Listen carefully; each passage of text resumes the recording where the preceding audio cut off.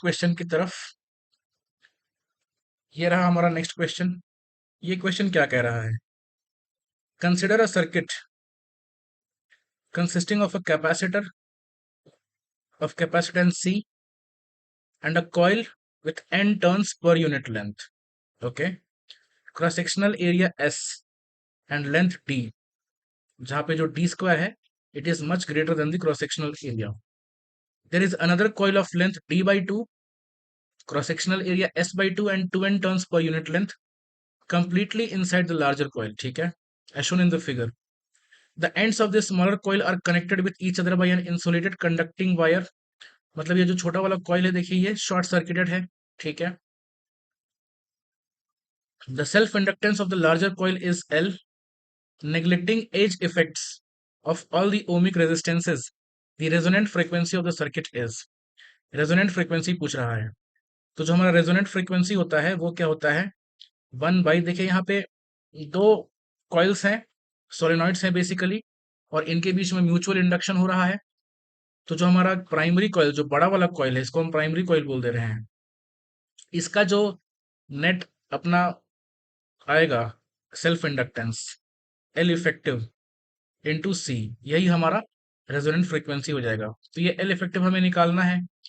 तो ठीक है, अगर हम मान लें कि हमारा प्राइमरी कॉइल के अगेंस्ट, प्राइमरी कॉइल के अंदर जो चेंज इन करंट हो रहा होगा उसके अगेंस्ट जो पोटेंशियल डेवलप होगा V into primary coil, that will be L effective into D I one upon D T. I one क्या मैंने माना? Current in the primary coil.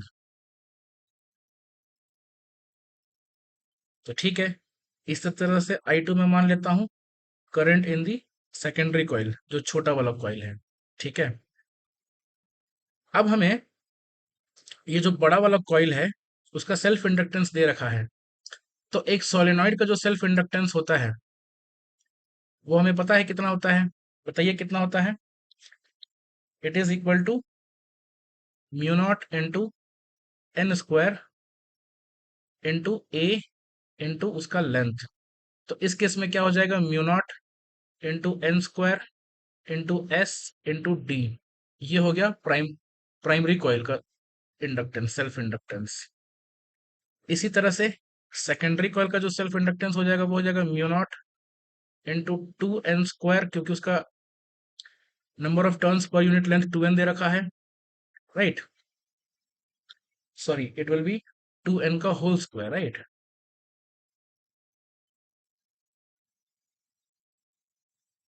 2n का होल स्क्वायर इंटू इसका क्रॉस सेक्शनल एरिया कितना दे रखा है? s by 2, और length कितना दे रखा है? d by 2।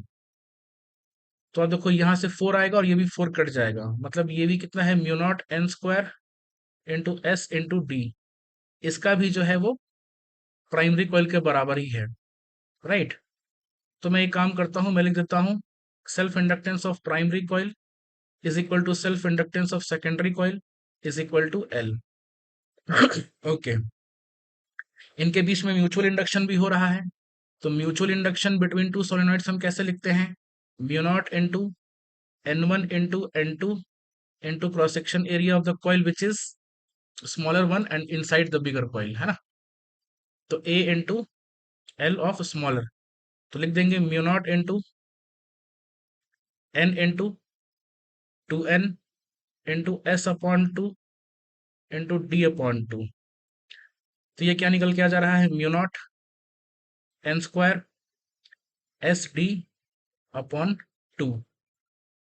Okay, that is L upon 2। तो जो म्यूचुअल इंडक्टेंस आ गया उसको मैं लिख सकता हूँ एल अपॉन 2। ठीक है। अब देखिए, ये जो प्राइमरी कॉइल है, इस प्राइमरी कॉइल के अगेंस्ट जो मैं इंडक्शन लिखूंगा, जो पोटेंशियल में लिखूंगा, वो कैसे लिखेंगे?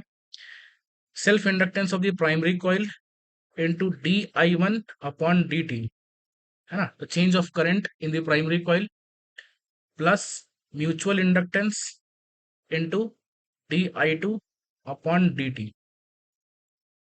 इसी तरह से हम लोग जो सेकेंडरी कॉइल में पोटेंशियल लिखेंगे वो लिखेंगे self inductance of the secondary coil into D I two upon D T plus mutual inductance into D I one upon D T. अब चूंकि सेकेंडरी कॉइल जो है वो शॉर्ट सर्किटेड है ना, शॉर्ट सर्किटेड है, तो उसका जो पोटेंशियल बनेगा वो कितना बनेगा, जीरो बन जाएगा।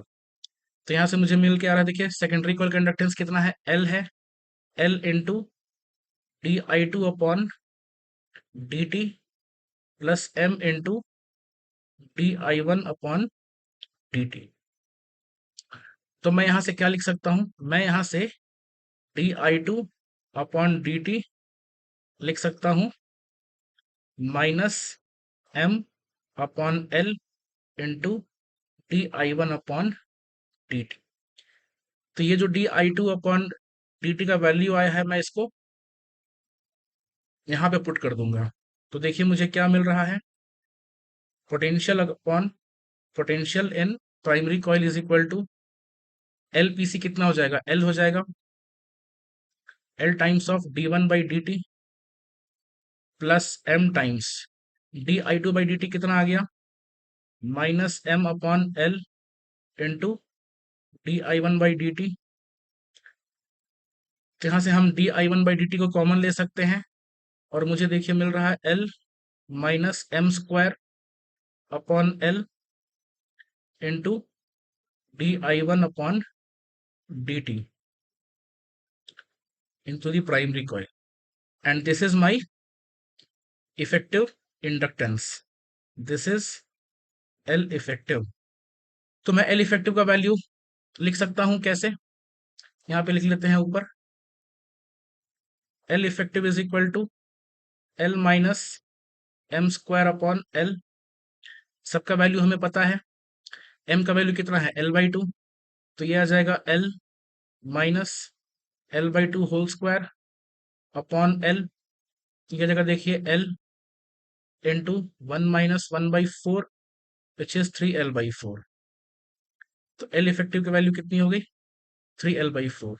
तो ओमेगा कितना हो जाएगा, one by under root three L by four into C, और इसको अगर हम देखें तो यह जा रहा है